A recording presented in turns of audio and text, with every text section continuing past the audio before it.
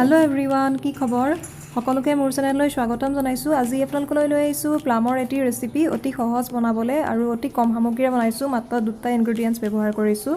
মই প্লাম লৈছো 500 গ্ৰাম আৰু প্ৰথমে প্লামখিনি ভালদৰে ধুই এইদৰে কাটি লম ধুনিয়াকে গুটিটো এৰুৱাই পেলাই। আৰু বন্ধুসকল আপোনালোক যদি মোৰ চেনেলত নতুন হয় তেনেহলে প্লিজ চেনেলটো সাবস্ক্ৰাইব কৰিবলৈ নাপাহৰিব, লগতে শেয়াৰ কৰিব, কমেন্ট কৰিব আৰু সাইডতে থকা বেল আইকনটো প্ৰেছ কৰি থব। এয়া চাওক মোৰ গুটেখিনি কটা হৈ গৈছে। এতিয়া মই এটা সসপেন লৈ লৈছো আৰু সসপেনটোত গুটে প্লামখিনি দি দিম। যেহেতুকে এতিয়া প্লামৰ বতৰ সেইকাৰণে ভাবিলো আপোনালোকৰ লগত প্লামৰ জেলিৰ ৰেচিপিটোকে শেয়াৰ কৰো, কাৰণ অতি সহজ বনাবলৈ আৰু অতি কম সামগ্ৰী ব্যৱহাৰ হয়। ইয়াতে মই এতিয়া এক বাটি নহলে এক কাপ চেনি এড কৰি দিম। ইয়াতে মই পানী ব্যৱহাৰ কৰা নাই। জুইটো মই প্ৰথমে মিডিয়াম ফ্লেমতে ৰাখিছো। এতিয়া বৰ্তমান চেনিখিনি দিয়াৰ পিছত ধুনিয়াকৈ এখন চামুচৰ সহায়ত মই গুটেখিনি মিক্স কৰি দিম,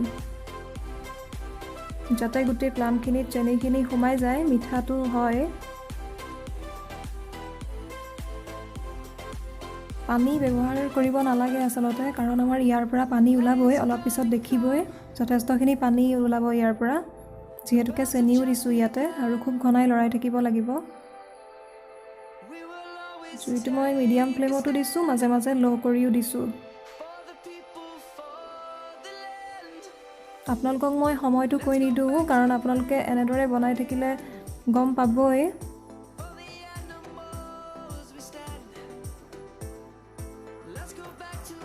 এয়া চাওক লাহে লাহে ইয়াৰ পৰা পানী ওলাবলৈ ধৰিছে ধুনিয়াকৈ প্লামখিনিৰ পৰা। আৰু এতিয়া যেহেতুকে প্লামৰ বতৰ, গতিকে আপোনালোকে এইবাৰ প্লাম আনিলে এনেদৰে প্লামৰ জেম বনাই ঘৰতে প্ৰস্তুত কৰিব আৰু ফ্ৰিজত থৈ পেলাই বহু দিনলৈকে সংৰক্ষণ কৰি খাব পাৰে। বজাৰত কিনি খোৱা জেলিতকৈ এইদৰে যদি ঘৰতে বনাই খায় তেনেহলে আমাৰ স্বাস্থ্যৰ কাৰণেও ভাল। এয়া চাওক লাহে লাহে পানীখিনি বেছিকৈ ওলাবলৈ আৰম্ভ কৰিছে।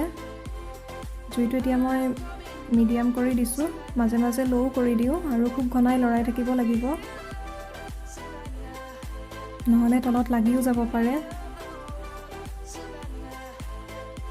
ধুনিয়াকৈ উতল আহি গৈছে, কাৰণ মই মিডিয়াম ফ্লেমত দিছো আৰু এয়া চাওক লাহে লাহে ডাঠ হ'বলৈ ধৰিছে।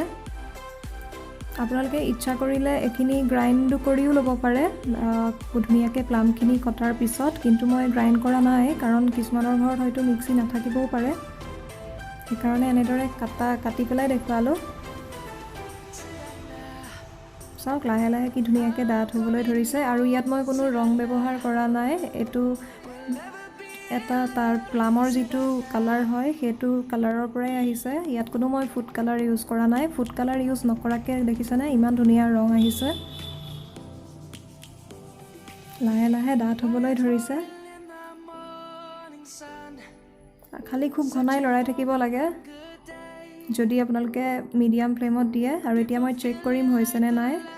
অকণমান পানী লৈছো বাটি এটাত আৰু তাতে মই এটোপাল প্লাম দি দিম।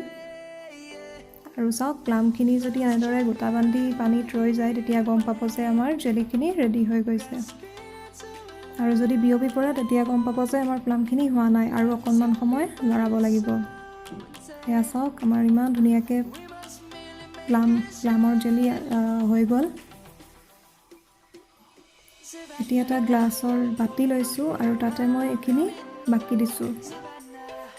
দেখিছেনে খুব ধুনীয়া হৈছে আৰু সঁচাকৈ খাবলৈ খুবেই ধুনীয়া হৈছিলে।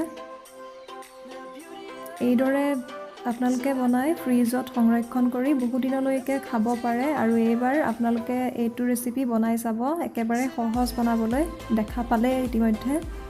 আৰু ভিডিঅ'টি চাই যদি ভাল পালে প্লিজ লাইক, ছাবস্ক্ৰাইব আৰু লগতে শ্বেয়াৰ কৰিব। ধন্যবাদ।